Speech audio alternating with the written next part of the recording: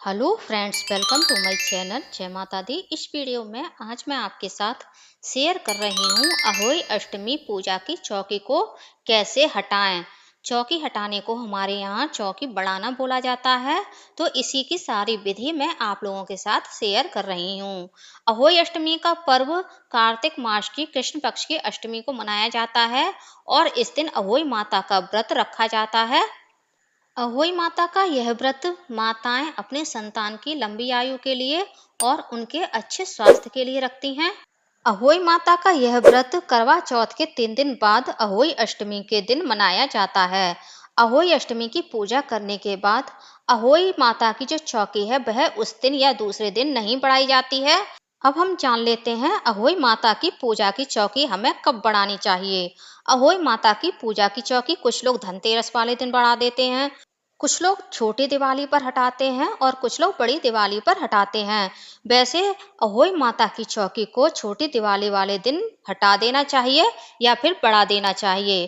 अहोई माता की चौकी बढ़ाने के लिए सबसे पहले जिस दिन हमने पूजा की है उस दिन इस बायने की साड़ी को कुछ रुपए रखकर और कुछ बायना रख करके हम अपनी सास को दे देते हैं। इस तरह से बायने में मेरे यहाँ पूड़ी पुआ निकाले जाते हैं। तो इस तरह से हमारे यहाँ बायने की साड़ी सास को दी जाती है। यदि आपके सास नहीं है तो आप जेठानी को, ननद को दे सकते हैं। पड़ोस में यदि आपके कोई सम्माननीय महिला है जो आपसे बड़ी है उसे दे सकते हैं। देनी आपको अपने से बड़ी महिला को ही है। आप किसी ब्राह्मण स्त्री को भी यह बायना दे सकते हैं।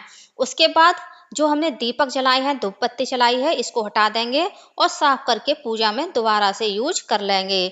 घंटी को हम वापस अपने मंदिर में रख लेंगे और जो हमने फूल चढ़ाए हैं उन्हें हम एक जगह एकत्र कर लेंगे। और जो हमने बायना चढ़ाया है पूजा में, इसे अहोई अष्टमी के व्रत वाले दिन ही हम बच्चों को बांट देंगे। और जब हम अपना व्रत खोलेंगे तब हम इसे खा सकते हैं तारों को अर्घ देने के बाद। इस प्रकार से बायना भी हम उसी दिन हटा देते हैं चौकी पर से। और सास की साड़ी और जो बायना हमने निकाला था वो भी हमें अहोई अष्टमी के व्रत वाले दिन तारों को अर्घ देने के बाद हमें अपनी सास को दे देना चाहिए। इस तरह से हम सारे फूल, पत्ते, दूब घास और गणेश जी को जो जनेऊ चढ़ाया है और जो पैसे चढ़ाए हैं वो हम एक जगह एकत्र कर लेंगे। और ये पैसे आप मंदिर में भी चढ़ा सकते हैं, किसी कन्या को भी दे सकते हैं। और माता के भोग के लिए जो हमने फल रखे थे पूजा में उनको भी हमें पूजा करने के बाद अहोई अष्टमी व्रत वाले दिन ही हमें हटा देना चाहिए और सभी को प्रसाद के रूप में परिवार में बांट देना चाहिए।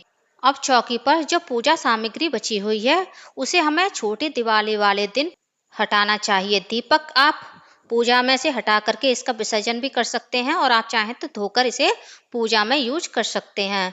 दक्षिणा आप मंदिर में भी दान कर सकते हैं या फिर अपनी सास को भी दे सकते हैं। उसके बाद जो हमने गेहूं रखे हुए हैं, ये गेहूं हम गाय को खिला सकते हैं या फिर पक्षियों को भी खिला सकते हैं। अब जो अहोई अष्टमी के व्रत वाले दिन हमने इन करवों में पानी भर के रखा था तो इन करवों के पानी से घर के सभी सदस्यों को छोटी दिवाली वाले दिन अपने नहाने के पानी में थोड़ा थोड़ा मिला करके नहाना होता है। और जो ये जल का कलश है इसे हम सूर्य भगवान पर चढ़ा देंगे।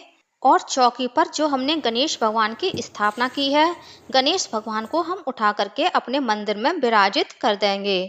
इस प्रकार से चौकी पर से हमने पूजा की सारी सामग्री हटा ली है। अब हमने जो अहोई माता को पुष्प माला पहनाई है इसका हम विसर्जन कर देंगे।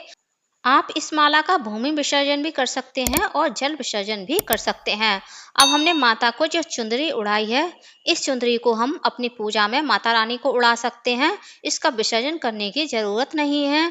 और जो हमारी अहोई माता की फोटो है इसे आप अपने घर के किसी भी दीवार पर टांग सकते हैं। अहोई माता की जो माला होती है जिसे हम स्याहू की माला भी बोलते हैं, उसे आप अपने गले से दीपावली के बाद किसी भी शुभ दिन को देख करके उतार कर उसकी पूजा करके आप स्वच्छ जगह पर उसे रख सकते हैं। जो लाल कपड़ा बचा है इसे आप किसी को दान भी कर सकते हैं, नहीं तो आप पूजा में इसे धो करके साफ करके दोबारा से यूज कर सकते हैं। तो फ्रेंड्स, उम्मीद करती हूँ आप लोगों को समझ में आ गया होगा कि अहोई अष्टमी व्रत की चौकी आपको कब बढ़ानी है और कैसे बढ़ानी है। आप लोगों को मेरा यह वीडियो कैसा लगा कमेंट करके ज़रूर बताइएगा। और यदि आप मेरे चैनल पूनम की आस्था पर पहली बार आए हैं तो प्लीज़ चैनल को सब्सक्राइब कर लीजिए।